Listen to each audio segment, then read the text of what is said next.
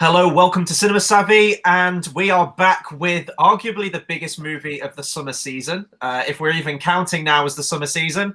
I'm Chris Garner, joined once again with Tate to give our review. You've seen the title below. Everyone's gone to see this weekend. Everyone went to see it at the midnight last night, and if they didn't, they went to see it this morning, like myself. It is, of course, Avengers Endgame. I really want to call this the finale to the Marvel Cinematic Universe because, for all intents and purposes, it is. But they've already got like the next 5 Marvel movies lined up in 2 months. I was going to say it would. We're going to be splitting this into spoilers and non-spoilers, obviously. Of course, but one thing I do want to say off the start is that this film does have a large, overwhelming sense of finality to it, and whether that means that this is the last Avengers film in its current format or in the way that it's working. I think with Marvel moving forwards off this, they've always kind of split up their different areas, their different films into phases. So they announced that Spider-Man: Far From Home would be the end of Phase 3, and not this film, which I think was very interesting.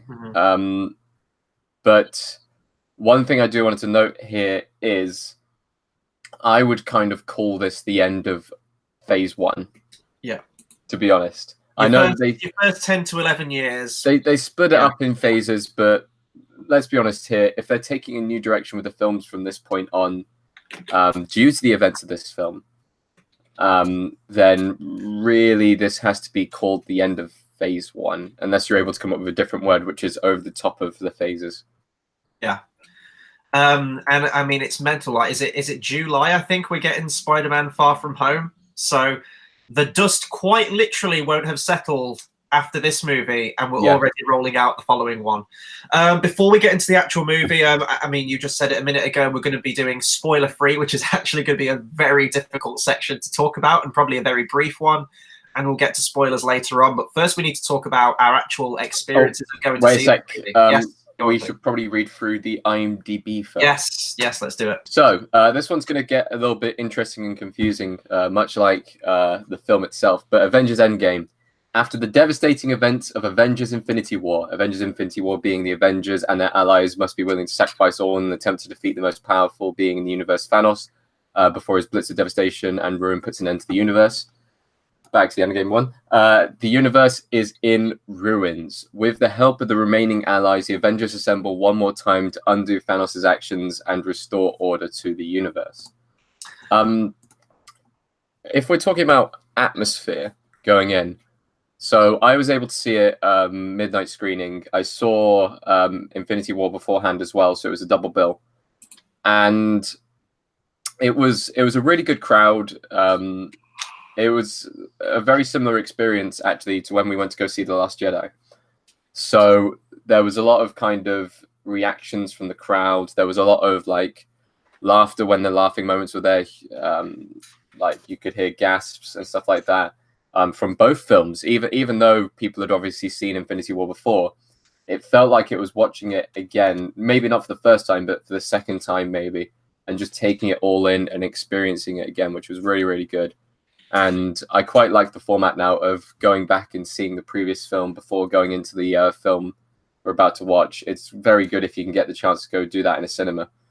I think the first one I did of those was watching Blade Runner and then straight into Blade Runner 2049, which was quite an interesting jump. But as far as the atmosphere was concerned, my cinema, which is quite a small local cinema, was completely full. I had about 6 or 7 screenings at midnight.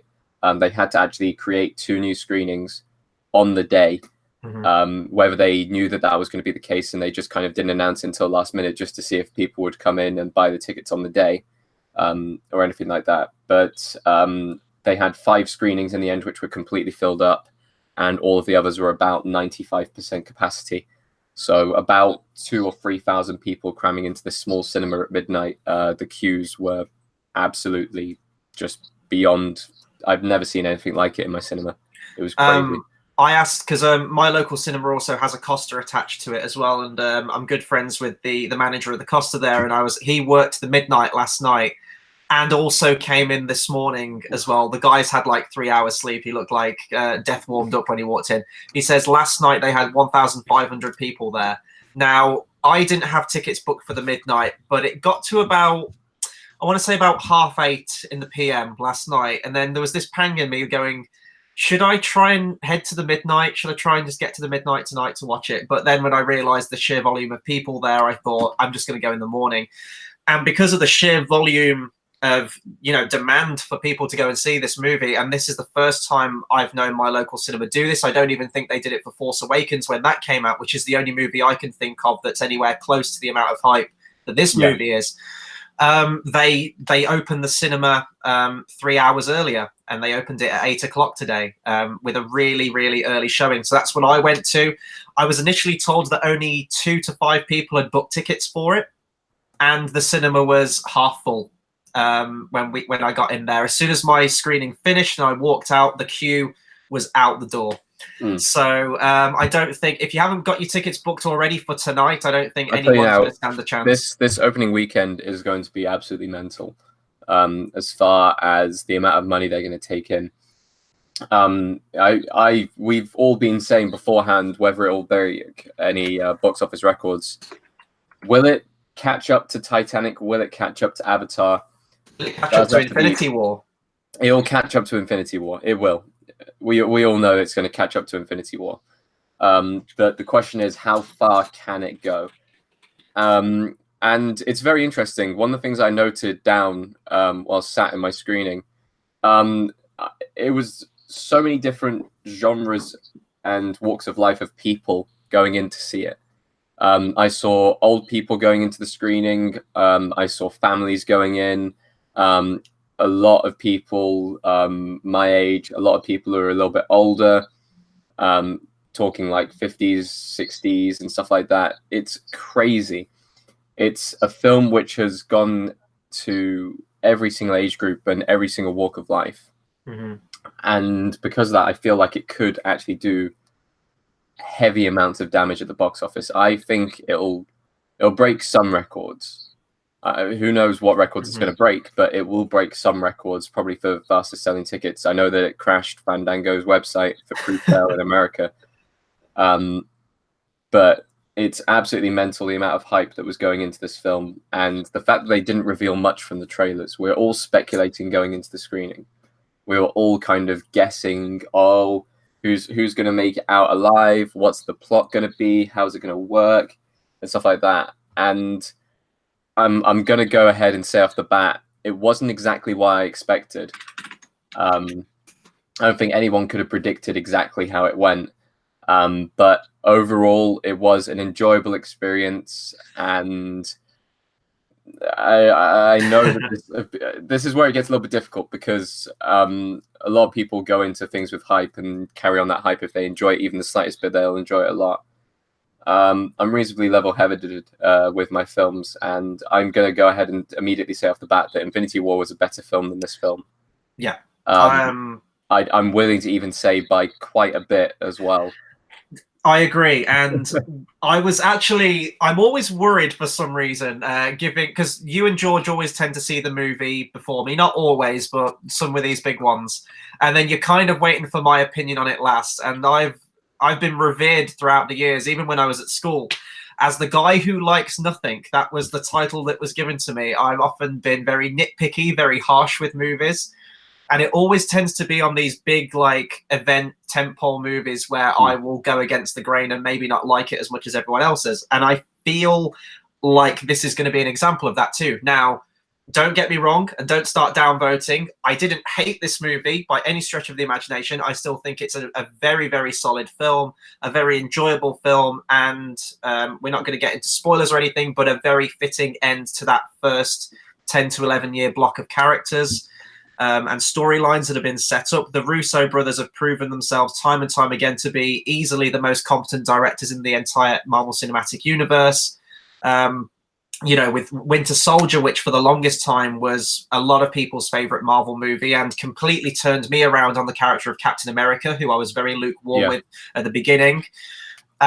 Civil War, which, I mean, we look back on Civil War now, and Civil War kind of feels like small potatoes when you look at this movie and Infinity War, certainly, but their ability to take on such a large ensemble ensemble cast of characters, continuing their individual storylines from their own individual movies, as well as pushing the Marvel Cinematic Universe forward, and giving us these genuine fanboy moments where you see stuff on screen. If you're a comic book fan, the moment that comes to mind is in Civil War, where Iron Man and you get that shot of Iron Man and Captain America clashing, and it's like the front cover from the comic book. Stuff like that, it's great to watch. However, I am completely with you, and I was actually very grateful when I gave my review to you earlier that you said, yep, I'm 100% on the same page with you, Chris. I thought, oh, we're not going to make any enemies today on the review. I agree. I think Infinity War is definitely structurally, from a pacing standpoint, from an action, I'd even go so far as to say from an action standpoint as well, I think that Infinity War is definitely the best. The comedy, and that's going to be a big thing, big criticism that I'm going to level towards Endgame with this review. The comedy worked a lot better for me in Infinity War. Now, I've seen Infinity War a bunch of times. I think collectively, I think I've seen it probably about 6 times. At the cinema, I went to see it about 3 or 4 times. You've got the added benefit of having watched Infinity War literally within an hour, pretty much, of seeing Endgame. So you've got more of a frame of comparison of how the two films carry over. The biggest comparison I can say between the two films is that Infinity War felt like every single individual group of characters had the comedy and themes set to those. So Captain America's humor that he brings to the table, and the Guardians of the Galaxy style of humor that they have, and their characters and the way they interact with people, Thor's humor, and Iron Man's kind of witty banter that he goes on with.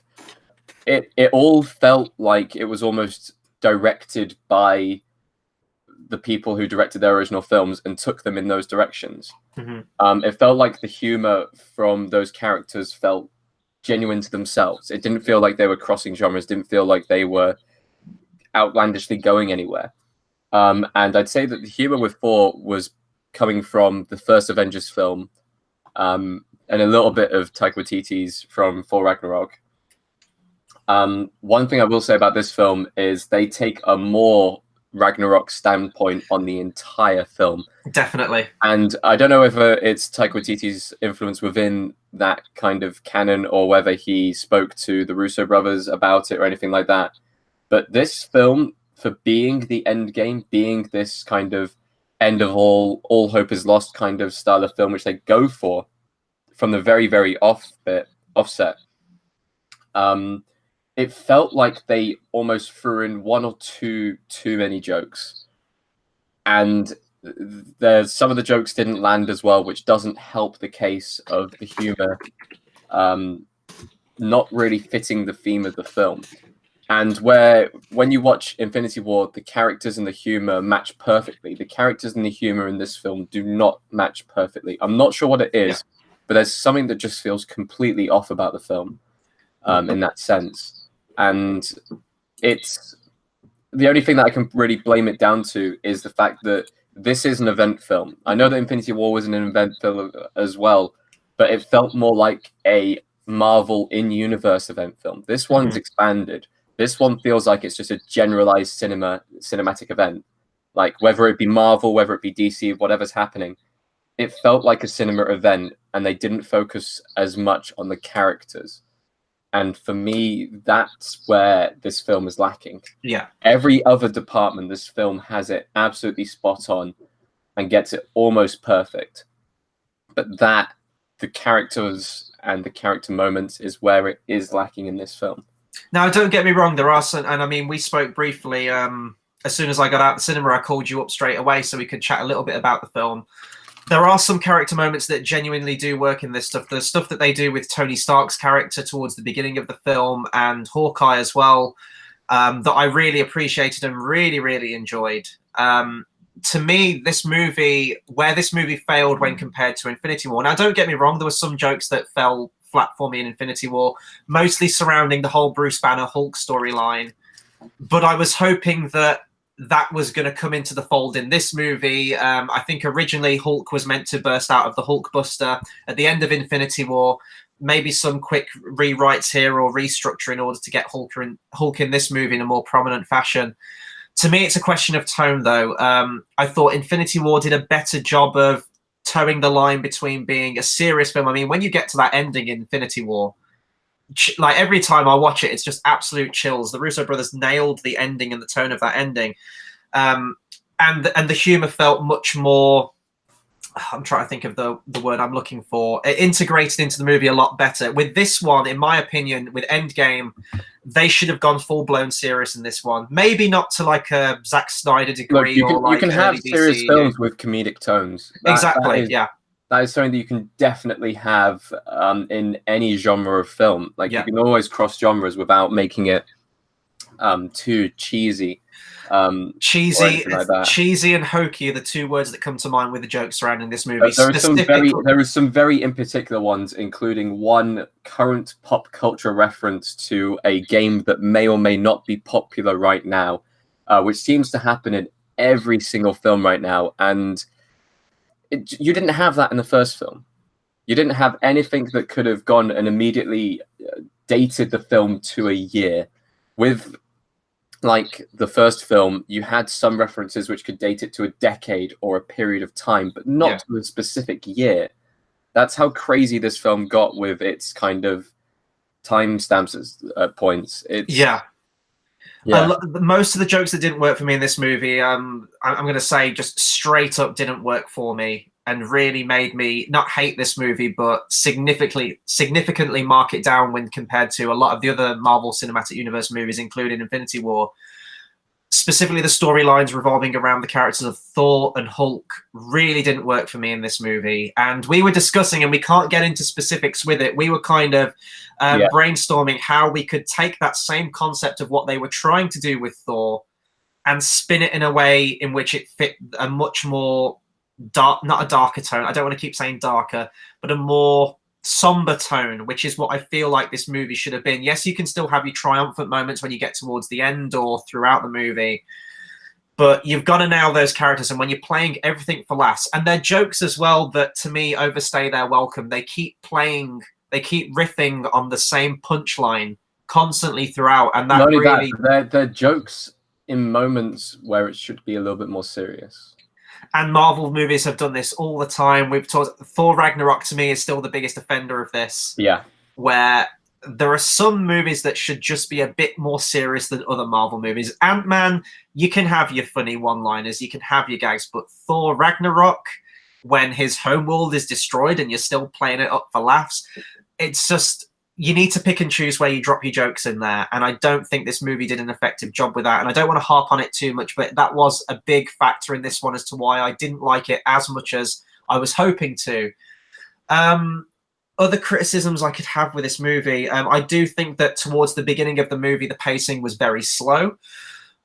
I will say that the 3-hour running time didn't really hit me, though. It did sort of move at an okay pace once you get past that first act. Once you know this is our goal, this is what we're trying to achieve, this is what we need to do, that's when it picks up and I got into it a lot more. But that first half hour or so, maybe just slightly over, really did kind of drag for me a little.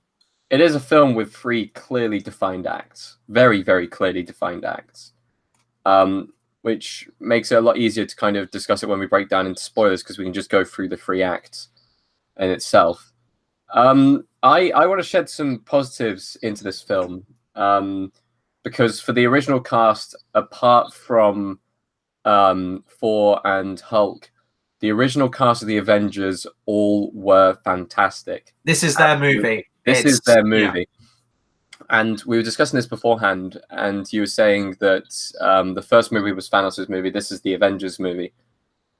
And the dynamics between the characters in this film and the acting and the development even for a lot of the characters during this film is absolutely incredible. And it feels so sad that we won't have the same, like, thing continuing on, scene as this is the end of this phase of the Avengers.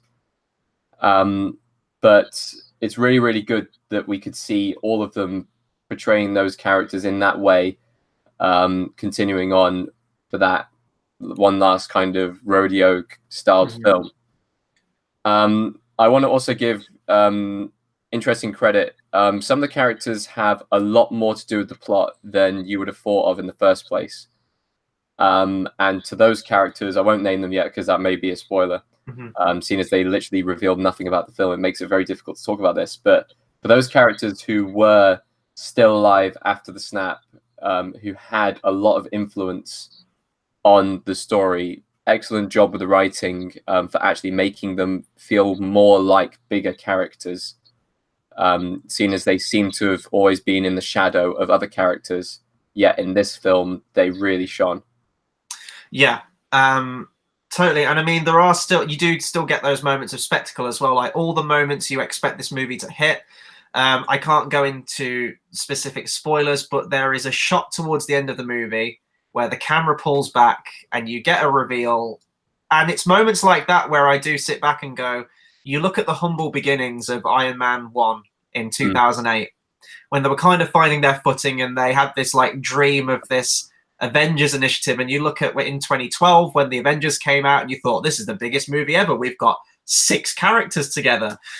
And there's one shot at the end of this movie where you do kind of sit back and go, wow, that's what it's all about. Like, they've done it. Like, they've achieved it. And there is that sense of finality to it. And we were kind of discussing this as a group of us on Facebook as to whether we think there's going to be a drop-off now after this movie. They've got like their next 5 movies or Marvel movies for the next 5 years planned already. This is kind of like your big ending, and I don't think this is a spoiler to say this, but there isn't a post-credit scene in this movie. There isn't a mid-credit scene. There isn't a post-credit scene. So, but there is something they do really, really nice in the credits to almost give homage to every single character, every single character across this film, and this film does have a lot of characters. It has a lot of, I think one of the first things I said whilst coming out the film was this had a lot of film in it. This film was a lot of film, and there's a lot to take in and there's a lot to discuss, but it's very difficult to do that without spoiling things. Cinematography, with the cinematography in this film, it's just a standard CGI in almost every single shot. Film. A lot of those CGI backgrounds we didn't like on Titan. I'll tell you now, like 5 or 6 years ago, you would have gone, oh my god, it's completely CGI film, this is terrible. But it doesn't even affect me anymore. I don't know if I've been kind of desensitized to it now, boy. Yeah. See, is it just me, or have digital effects got worse in these superhero movies? Is it just because there's a lot more on screen at the same time, so you can pick it out more? But I remember when we did Ragnarok, and we commented on the green screen and how fakey fake that looked, and then we talked about the stuff on Titan in Infinity War. Is stuff is given more time than other things? I'm not sure. I will agree with you there, though. Like, the Lord knows it, there's no one in this channel that comes down as hard on CGI as me. Yeah. But at this point, I mean, the stuff that you see on screen at the end of this movie, you can't do all that practically. Like, of course I'm aware of that. So, I mean, it'd be incredible if they were able to do it practically. It would be absolutely stunning. And these movies have just got, you look at Iron Man 1 and you've literally, and that had obviously had loads of CGI in it as well, with like Iron Man versus Ironmonger, where you got like a 1v1. You look at the scale of this movie now with the sheer amount of characters that we're dealing with, all the people with the powers and armies and everything like that. Of course you need digital effects, and those do look incredible and it feels earned. That's why I don't have a problem with it. I felt like, especially with some superhero movies, you're just kind of watching, you know, colorful things move around on screen, digital things move around on screen. Yeah. This one felt like there were stakes. It felt earned. It felt like any character could die at any moment, and I didn't know who was going to live, who was going to die. And that, to me, is so refreshing with a Marvel movie. Of course, there are some exceptions, like, you know, Spider-Man, and you just realize that in 3 months' time we've got another Spider-Man movie and stuff like that. But there could have been very interesting ways to get around it. Yeah, there is always with Marvel, and especially with the recent films in runner form, you absolutely have no idea how they're going to get around stuff. Yeah, even slightly. I think another criticism that I have, and I don't want to come down too harsh on this, but we both felt this as well, and we can get into this more in spoilers.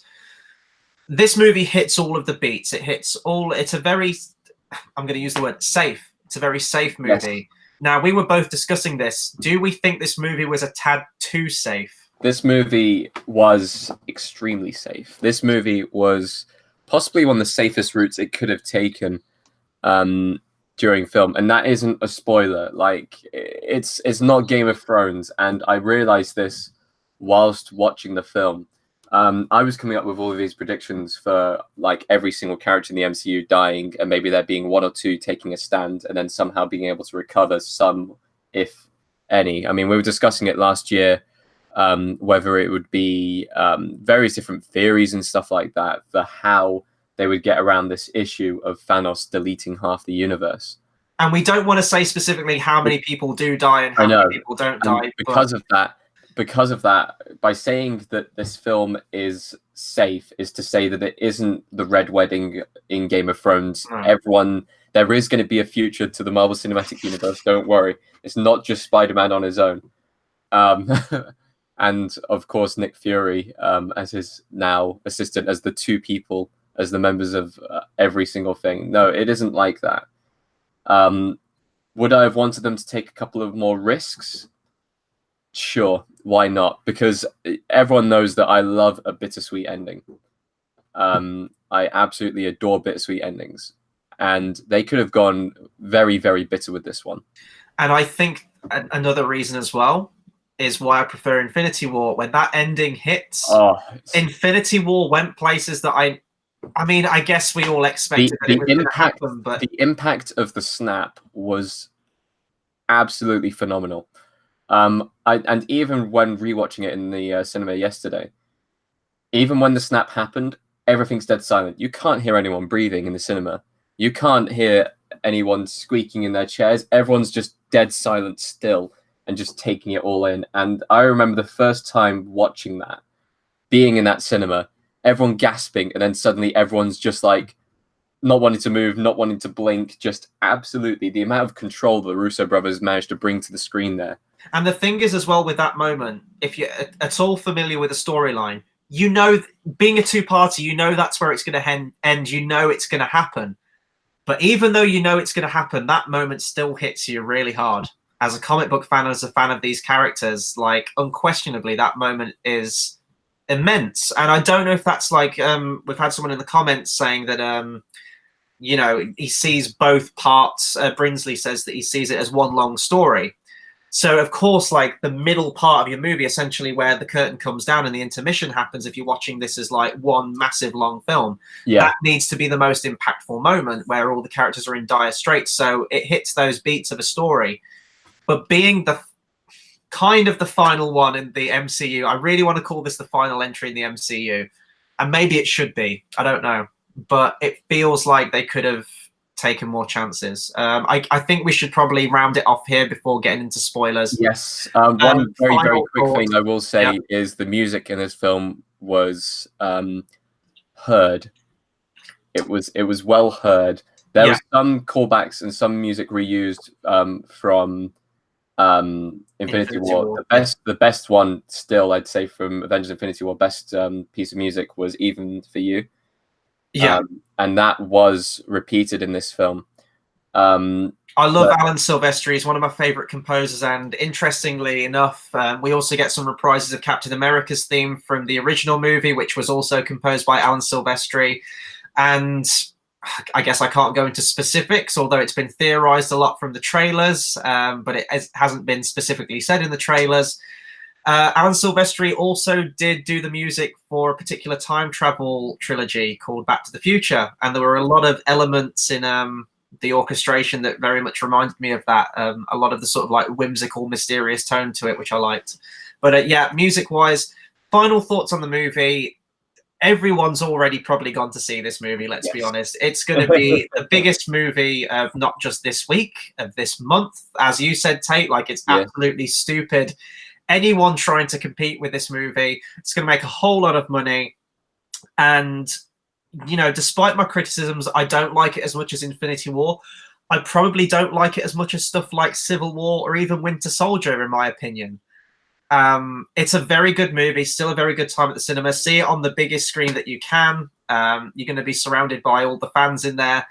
But the ending is nice, and it does feel earned, and specifically how it ties certain few character storylines up. It is nice, and it is a very, very fitting ending in that regard. So it's a mixed bag for me. It wasn't as good as I was expecting it to be, but with all that being said, I don't know how else they could have ended this movie. I think the biggest problems that I have with this movie is some tonal discrepancies with the humor, as we've talked about, and the pacing towards the beginning of the film. It did take a while to find its footing, in my opinion, but as soon as it hits its stride, it's a great superhero experience, and you will see stuff in this movie that are probably going to be some of the most iconic moments in any superhero movie ever. Certain images that you will see with characters. Characters will do things that you'd never expect them to do. But it's awesome because of that. I mean, it's pointless even asking for whether it's a recommendation to go and see it. Of course, you should go and see it. Like, it's even if you haven't been tacked on for the very start for the Marvel films, it is still a film event, and you will need to see Infinity War beforehand to get some context. It's just absolutely, it is a fantastic film. We do have our criticisms, but that's purely because we like it, but we feel like it could, instead of it being maybe like an 8.5 out of 10, it could have been a 10. And it's very close to being that, just a couple of changes to make it one of the best films of all time. Instead, it slips back behind Infinity War in my eyes, in the Marvel canon, as far as film rankings. But saying that, of course, I'm going to recommend people to go see it. And it is an incredible film, nevertheless. Yeah, I totally agree with that. And we don't have a plan for this, so I have no idea how we're going to get into this. When we start with spoilers, I feel like we should probably start at the very start, Act 1, Scene 1, and just go from there. I agree. So this is your final warning, everyone. I think most of the people in the comments with us right now have already seen the movie. But I mean, I feel bad for anyone who's going to like tune into our stream right now because they're going to get it all spoiled. But we are entering spoilers. We're going to comb through the majority of this movie as much as we can, and also towards the end give our thoughts on the future of the MCU, as we usually do with these movies. So we start with a fantastic cold open with Clint Barton's family, Hawkeye. It's if you haven't seen Infinity War, first off, what are you doing at this movie? But it immediately reminds you of those stakes where this very nice moment with him and his family, this very human moment, just taken away from him like that. And it's nice to see the flip side where you have a character like Tony Stark who, for all intents and purposes, did maintain his life. When Paltrow, Pepper Potts was still alive, he's got a daughter. This is the complete polar opposite of that, where everyone's gone. His wife, his kids. This is a man who's got like nothing left to live for, essentially. And I was wondering whether there would be some kind of conflict like that, which would have brewed in the film between them, with Tony wanting to save his family and get the same future. Keep the family but change the past, whilst Clint just wanting everything back to how it was. I was wondering if there would have been a debate about that, or whether that would come to a head. Especially seeing as Tony's always been very selfish about himself. And that's even mentioned as a couple of the themes during the film, that especially in the scenes where he meets with Howard Stark, where he says, I only ever thought about myself. I wouldn't want to like have a son like that or a daughter like that, repeating my mistakes. That could have been a very interesting plot line. It's an awesome cold open. It's brilliant because you can take it and immediately play it on from Infinity War. I mean, you probably swapped the shot around of Thanos sitting down and smiling upon his new world, with this shot probably coming before that. But it's a very, very good start, and seeing Tony so run down was very interesting because we haven't seen his character get this low before. Did they do some kind of like what they did with Chris Evans in the first Captain America movie, with like some body swap? Because like he is emaciated, he is thin, he is disheveled at the beginning of this movie. 20 odd days in space, the last couple of days, no food. I'm wondering whether this was done at the start of very, very, very, very, very start of filming, and he did a Christian Bale machinist. And in a similar way, I do have to question, was that Chris Hemsworth wearing a bodysuit, Was it not? I'm assuming it was. Yeah, it was. It was. was. I was gonna say. I mean, fat suits have been made in cinema since the dawn of time. I mean, like even the 90s, they look convincing. Look at Eddie Murphy in the Nutty Professor films. But I think that wasn't there a joke or something? And I remember seeing a press interview with Chris Hemsworth, or maybe it was like a late night talk show or something, where they said they'd love to see an overweight Thor. I think they were talking about his diet and his exercise regime. And they said, like, I'd love to see just like an out of shape fat Thor. They run with it in this movie. Yeah.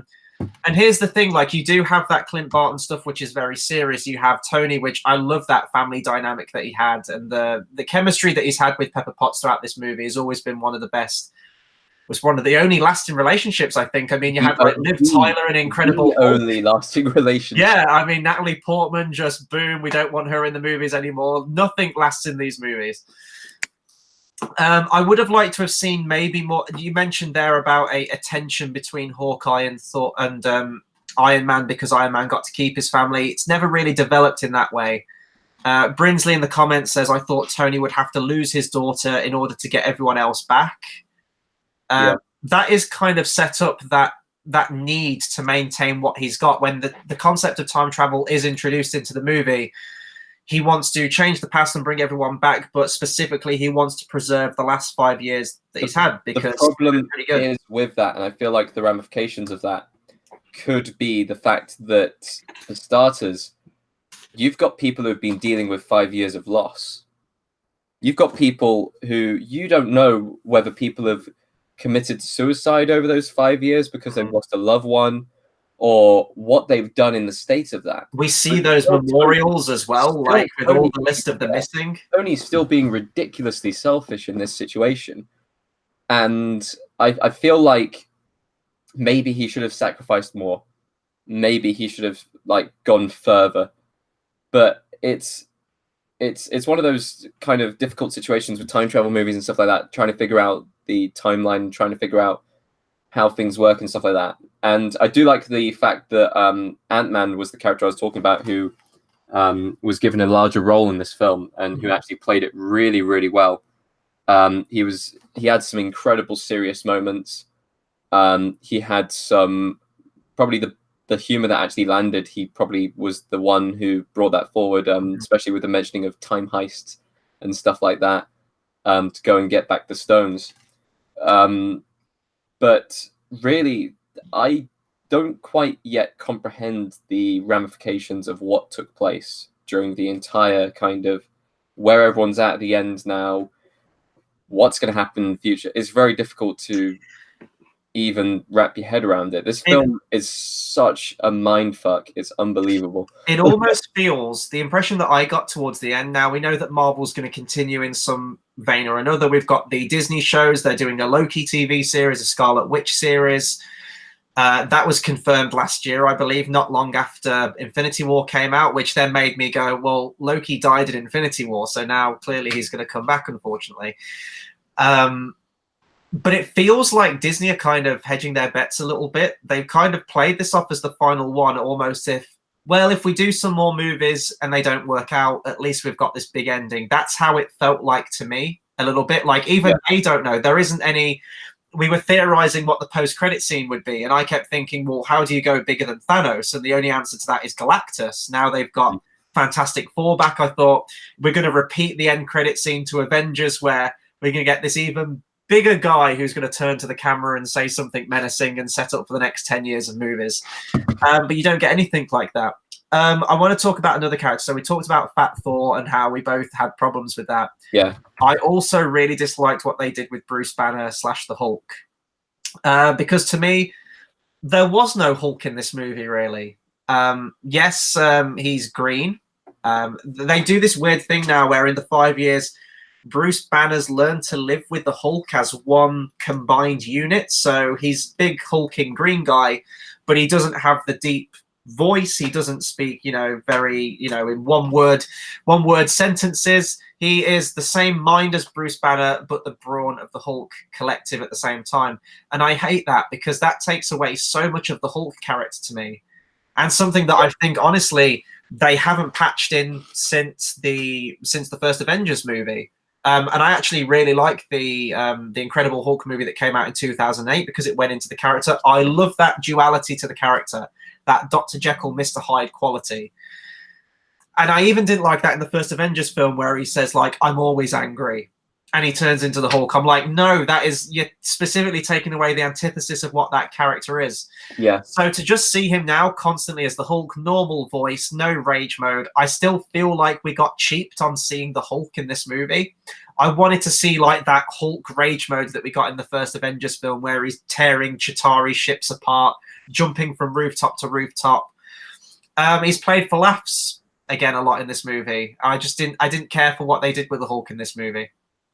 Yeah, I just think it was a very interesting way that they got around him having problems with the Hulk. It was more Ragnarok Hulk again in this one. Yeah, it was. It was played for humor and not for really anything else, because plot-wise, you could have had Bruce Banner doing all of the kind of brainy stuff like that, but they didn't actually use the Hulk until the final battle sequence. They didn't use the Hulk for any amount of strength. So it made it completely pointless that he would do that as a change in the film. Now, I saw loads of theories online beforehand, and I think my favorite one was that Hulk, and it would have played really well into this film. It would have played perfectly into the relationship that had been built up between the two characters, and I think it would have been a perfect payoff.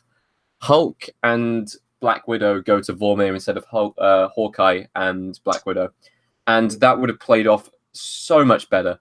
If she sacrificed herself for him, and he wasn't able to stop her, and that meant that he turned into the Hulk to try and save her and failed. I like that. Now, the only thing with that is that I've always disliked that relationship that was randomly came out of nowhere. It was built, whether it was a romantic relationship or whether it was less than that or more than that, whatever. It was the one thing that was built in. Yeah. What's known is that they'd always been friends, Hawkeye and Black Widow, but at the same time, it wasn't really. Would you say it was a love relationship? It felt just like a really, really good buddies relationship. Yeah, like a good working relationship. But one of the relationships you could say there was love present would be Hulk and Black Widow. So if Bruce Banner had to go to Vormir, they didn't understand the stakes, and suddenly she throws herself off the cliff. He turns into the Hulk and tries to save her, but isn't able to catch up to her. He survives the landing, she doesn't. And suddenly you're the Hulk, you have the stone, but you're so filled with rage, you're so filled with anger. That would have been phenomenal. That would have been better than the sequence we got in Vormir. I like the sequence in Vormir. I like the fact that it was they were trying to sacrifice themselves for the other one. And in the end, Black Widow won out. But I understand the point of that sequence, the Vormir sequence, but to me, they were desperately trying to chase the coattails of what happened in Infinity War, and I'm sorry, but that moment in Infinity War is just incredible. You cannot beat it, seriously. And when you see, I'm sorry, but every time I see, might be an unpopular opinion, it might be a very popular opinion. Every time I see Hawkeye and Black Widow on screen together, I couldn't give less of a fuck. So seeing the two most pointless additions to the Avengers on screen together, and I'm trying to be upset over these characters. It would have worked better if they had a bigger hitter. Hulk. It would have worked better if they had Hulk. Yeah. Even if Hawkeye was still there, because Hulk wasn't really needed at all where they went in the end, was he? No, I mean, New York.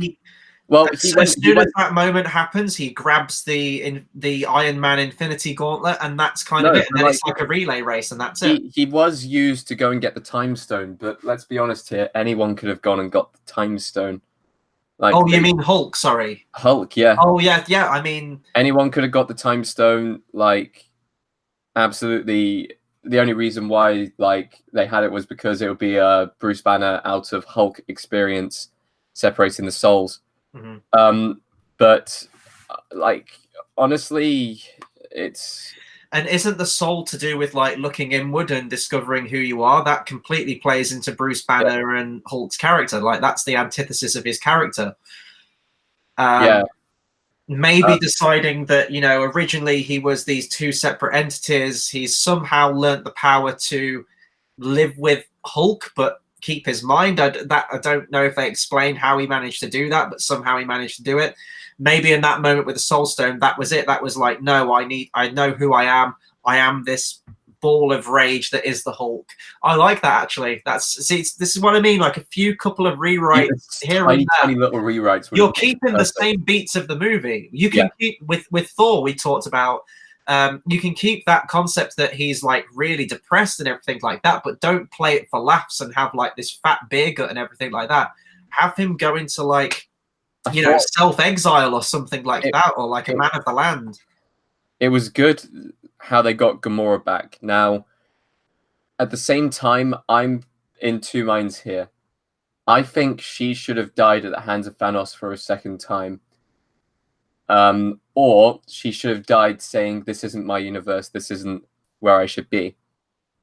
Like, because she's now out of place, out of time, and at the same time, she doesn't know anyone in the universe other than Nebula, who she can barely trust. She wasn't there at the end sequence, so she isn't part of the Guardians anymore, and it shows that Peter is looking for her. Mm-hmm. Now, does that mean we're going to get like a Search for Spock-styled Guardians of the Galaxy movie, especially now we got Thor as a member of the Guardians of the Galaxy? I feel like the next film is just going to be basically focused around that. They've kind of gone off the train of Adam Warlock. What was all that about? Yeah, whether he is the villain or he knows where she is, who knows?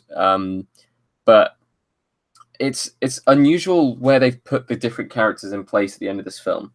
I completely understand it with a lot of them, but with some of the characters, it just doesn't feel right. It doesn't settle right.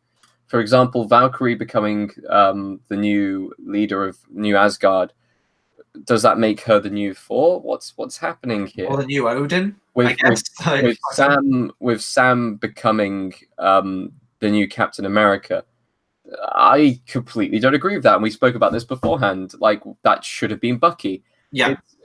There's a lot of strange decisions here, which I don't quite understand yet. We're jumping around a bit because I do want to talk about now. You've just talked about it's the whole very jumpy aroundy film.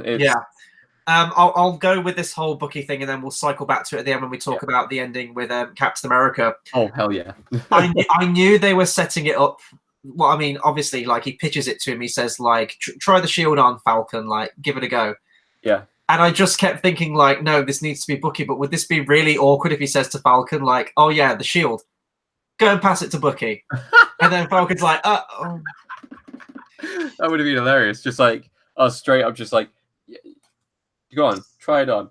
Okay, now give it to its rightful owner. Really, the comments put, isn't that from the comics, though? Isn't that from the comics, though? Falcon becoming Captain America. See, I was under the impression that it was Bucky who became... Thematically, whether it's Falcon in the comics, thematically, within this film universe, it's only right that Bucky takes it.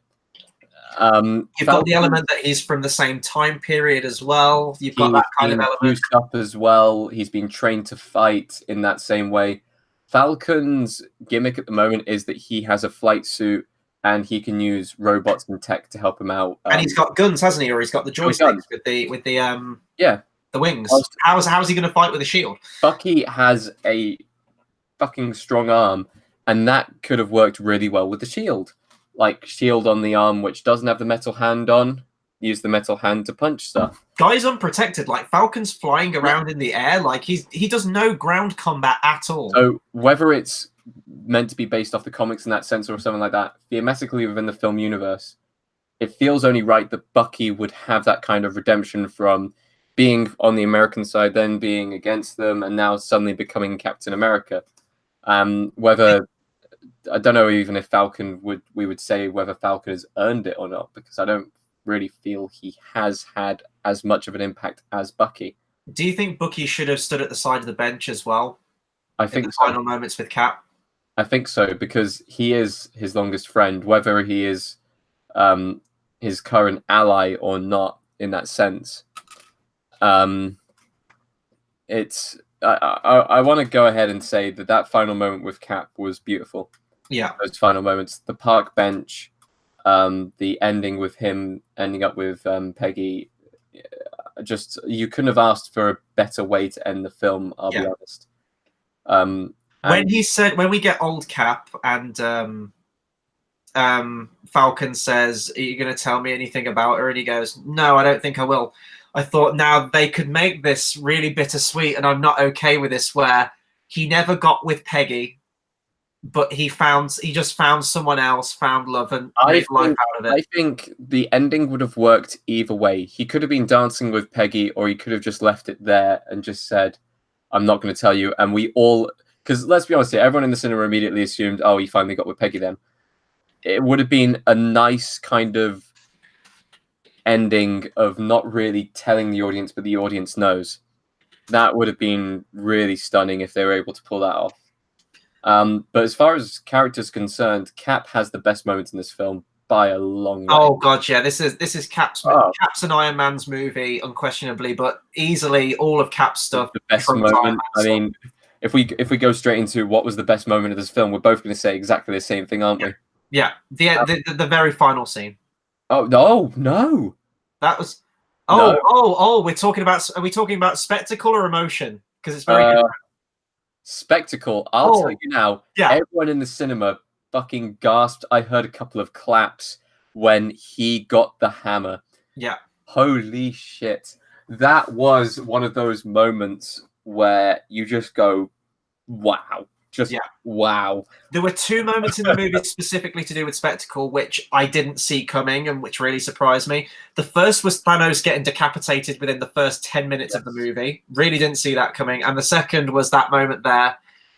Initially, where the hammer flies past the screen, I thought, oh, this is going to be Captain Marvel. She's this overpowered, she's impervious to everything.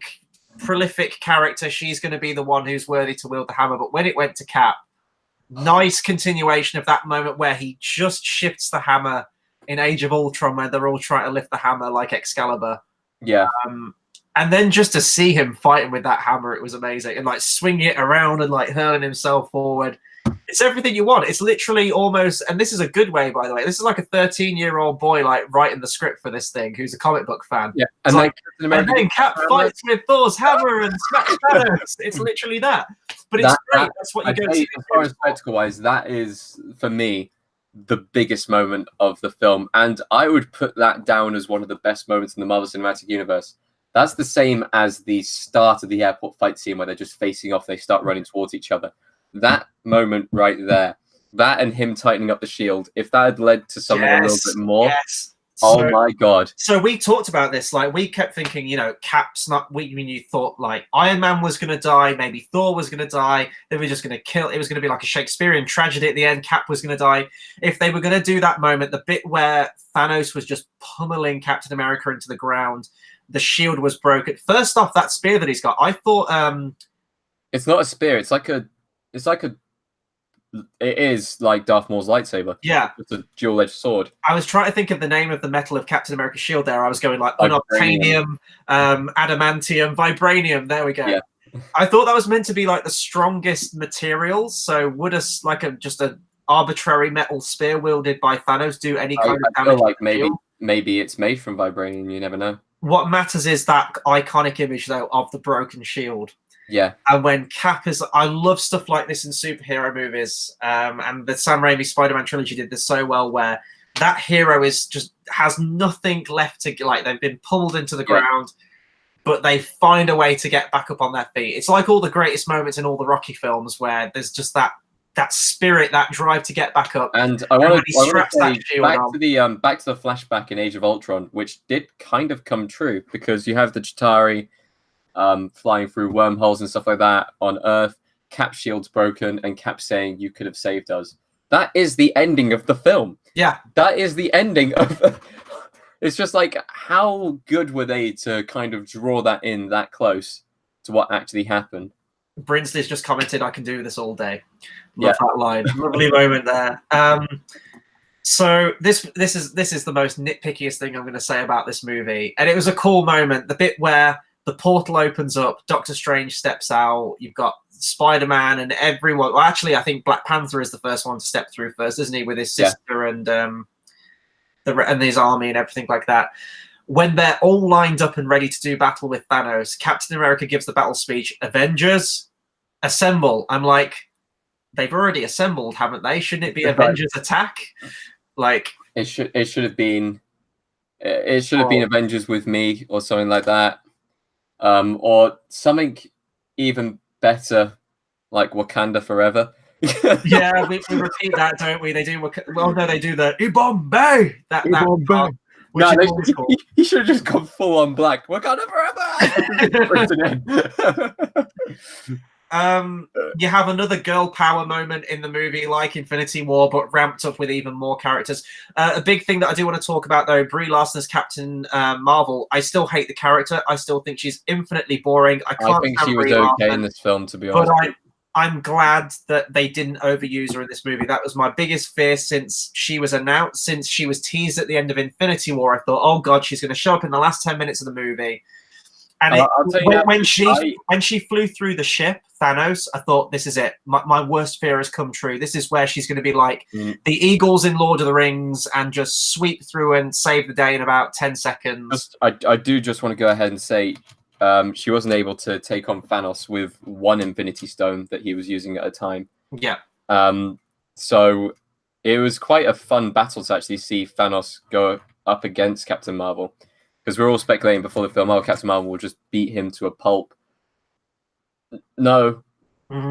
No, won't happen. She may be able to keep him from closing his fist, but he can just take one of the stones and punch her with the Power Stone, which was another amazing moment during the film. I've got a question. How did she find Tony Stark and Nebula at the beginning of the movie? Because that GPS thing that Nick Fury had, wouldn't that have directed her straight to Earth? Well, my question here is, they went to go and find the Infinity Stone on Titan. I'm sure there would have been some contact saying, we're going to Titan, we're going to go and get the other Infinity Stone. There's got to be some kind of contact there. This was before they were going for stones, though. This is where they were just adrift in space. At the beginning of the film, where Captain Marvel... No, I'm talking about Infinity War here. I'm talking about Bruce Banner would have known that Tony was going to go and try and at least save someone, and they're going to try and get across there. Maybe he was able to get a signal out or something like that. Maybe they were able to track where the spaceship was going. Who knows? Maybe. I think it was, we need to get everyone back to Earth, and we need Captain Marvel here. That's what it felt like to me. What else? Let's talk about the big ending then. We've kind of already talked about Captain America's, but maybe we can go into that a little bit more in depth. But the big one, the big sacrifice, and easily the biggest death in the movie is Tony Stark, Iron Man. Yeah. Did you like how they handled this? Did you think it was fitting? It was a very fitting end. For a character who's always been for himself, to go and do that sacrifice and to kind of ask Doctor Strange, is this the one scenario? And he doesn't really say it until the moment it's needed. And he just puts his one finger up to tell him that this is the one scenario where they win. And at that moment, I think Tony knows. Tony knows exactly what he has to do. And I think it is a fitting end to the character.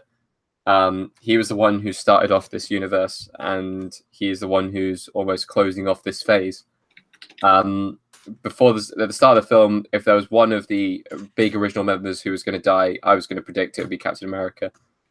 I'm happy that they chose to go with Tony in the end now, because honestly, his death was so well handled, and it was such a big heroic moment, and it perfectly fits the character within the film. I liked it. Maybe because he really doesn't get like any lasting words. Like, as soon as he clicks his fingers, he is fucked, basically. Like, he is already on death's door in that moment. His last words were, "I am Iron Man." I like that Spider-Man is the first one to run to him. Yeah. And, you kind of mirror that moment, whereas in Infinity War, he's cradling Spider-Man as Spider-Man's about to die. In this, it's the opposite way around. I enjoyed that. And I thought Gwyneth Paltrow is acting in that moment, how, she doesn't rush to Iron Man, like she comforts Peter Parker first. She kind of jokes a bit, says like, finally you can rest now. And then when he dies, that's when she breaks down. She stays strong until the end. I really liked that. I love the shot of the funeral where the camera pans between each group of characters. And I like that the thing that she gives him in the first movie comes back into it as well. The proof that Tony Stark has a heart. Yeah. and that goes out into the water. I thought that was really nice. I really hope they don't bring him back in like any way. They won't be able to. Dead. I think he's going to have a monument made of him, maybe outside the Avengers HQ or in like one of the major cities or something like that, seeing as he is the person who just saved the universe. That the coded like the holographic message he left in the event of his death, I thought it was really convenient because he would have just been recording that to camera, right, or something like that. When he gets up and leans forward and says like "I love you 3,000 times" or something like that. Yeah. I just thought that would be funny if his daughter wasn't sitting in that specific part of the couch and it was like Happy or something like that, or someone. Yeah. I just want to say, like, when we saw the posters coming out for the film, we saw that Happy had survived the snap. He wasn't in this film enough at all. I did think that and this is again a fault of releasing the goddamn trailer for Spider-Man Far From Home so early. In the recent trailer that came out for it, Happy says, "We're on our own now." And as soon as he said that, I thought, I don't think Iron Man's going to make it out of this movie. So that's a fault of Marvel getting a bit too, planning a little bit too far ahead. Like, let this movie come out first and then release your trailer afterwards. The ending with old Cap, loved it. That was my favorite part of the movie, was the Peggy Carter stuff. And having that be the final image of the movie, it plays into the old romantic in me. And you too, Tate, because we both talked about how much we love that as well. And that's the song, that like old style song, is what carries into the credits as well. Yeah.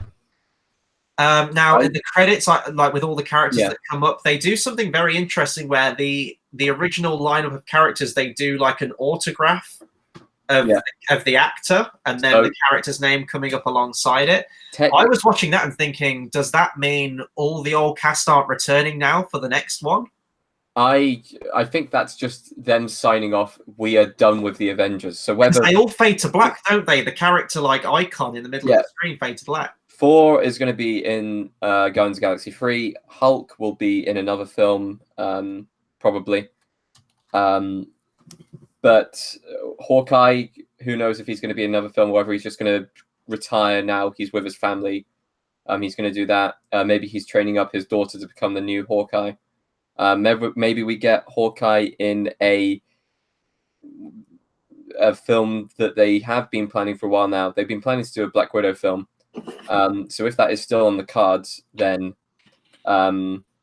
maybe it's how they met. But overall, in the end, I think it's a very fitting end for all the characters. It was very nice for them to have that, as if they were signing off from the Avengers. They'll still be in Marvel films, but I don't think they'll be Avengers. I'm just having a look at the upcoming MCU movies. Yes.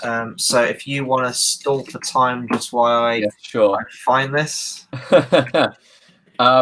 One thing that I will say is that with that last battle sequence, and with the kind of endings they had towards the end, I'm not going to lie, I was getting Return the King vibes. There was about 6 or 7 different endings. Yeah. But you know what? I've always said this. I don't have a problem with that, because if you scrimp on the endings, there are so many characters like Lord of the Rings, like in this movie. You do need to tie everyone's story up. Otherwise, you're going to be going, well, what happened to those guys? What happened to that? I honestly don't have a problem with Return of the King, and I didn't have a problem with it in this movie. I thought it was necessary, especially because this is a cinematic universe. And although it doesn't specifically spell out what's going to happen next, it does kind of nudge things in a certain direction, specifically with Thor and the search for Gamora, which will be amazing if they do call it that for the next movie. The upcoming films here that I've got, so obviously the next one in a couple of months' time is Spider-Man Far From Home. Yeah. We've got a Black Widow movie as the one following that now. There we go. That will be set in the past. It has to be. What is the point of that movie, though? Because I think they'll do it in the same style of Captain Marvel, so they'll have it set in the past. Maybe it's her going on her first mission. They'll delve into a little bit more of what we saw from her in Age of Ultron, of her ballet training and assassin training. Whether that means that one of her first jobs is that she has to go and kill Clint, and then they become friends afterwards. Again, what's the point? Because it's going to be, if that's the case, that's going to be the prequel trap. We know that they become friends. We know how ultimately it ends for both of the characters. We've already been alluded to her past and what she's done. She said it in conversation. We've had some brief flashbacks to the ballet stuff that's been hinted at. Black Widow's dead. It's not advancing the MCU in any kind of way. What's the point in a Black Widow movie? To me, that if they'd have wanted to have done this movie, they should have done this back in like phase 2 at least, midway through phase 2. Maybe before Age of Ultron came out and just like release it then. It's a nothing movie unless they're going to go with the route, right, we need to try and bring back Black Widow. And if that's the case, there's no stakes. Tony Stark will be the only character to have a lasting death in both Infinity War movies and Vision, I guess. Yeah. So to me, that just takes away a big part of it. It'll just lessen the impact of both Infinity War movies, and it's just a pointless movie, in my opinion. Then we've got the Eternals. Now, I don't know much about the Eternals at all. I'm guessing they sound like a cosmic group of heroes, maybe kind of like the Inhumans that came out, but kind of an offshoot of that. I honestly don't know anything about the Eternals. Then we get a couple of sequels to pre-existing ones. Interesting. When I searched up the Eternals, the first thing that came up with in people also searched for was Skrulls. So maybe that'll have something to do with it. Oh, okay, that's a good point. Maybe we'll get the Skrulls being evil in this one. Who knows, or like an offshoot of that. Then we get Doctor Strange 2 and Black Panther 2. Makes sense. Yeah. Then we get Shang-Chi, who is a character who's kind of like Iron Fist, I think. Who's wait a sec. The Eternals make mention of Captain Marvel, Adam Warlock, and Hulk. Okay, so that will bring Hulk back into it. That'll make sense, and we've already been introduced to him in a cosmic kind of way. They are Celestials. Or one of the main characters is Celestial, so maybe that will come into the whole thing of Guardians Galaxy 3. Mm-hmm. So at least that gives us a kind of continuation with Captain Marvel without specifically doing Captain Marvel 2. Get your continuation with Hulk and introduce a new bunch of characters. So that makes sense. Doctor Strange 2 and Black Panther 2. Shang-Chi, I think, is just sort of like a martial arts kind of character. I honestly don't know much about him at all. And then we get Guardians of the Galaxy 3. Now, Guardians of the Galaxy 3, I believe, was meant to be one of the first in Phase 4. But with the whole fallout of James Gunn and firing him and rehiring him and the Dave Bautista thing where he didn't want to be a part of it, they've had to push that back indefinitely now. So I don't know how that's altered their plans or messed things up. I really don't know. So we've got a bunch of movies. It's going to be like a slow ramp up, I guess.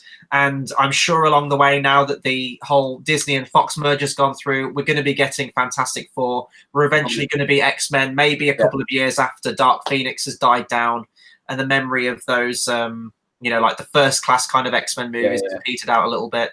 And Deadpool, who knows what's happening with Deadpool? Are we going to get him in the Marvel Cinematic Universe? They did say that Deadpool would be there, and they said that they would keep it as an 18. And they were also going to keep Ryan Reynolds as well. Yeah. So maybe they do. It'd be really cool if they actually did Deadpool kills the Marvel Cinematic Universe, which is a comic where it says. Oh no, dude, that will be the opening title sequence of Deadpool 3. Like the opening cinematics they do.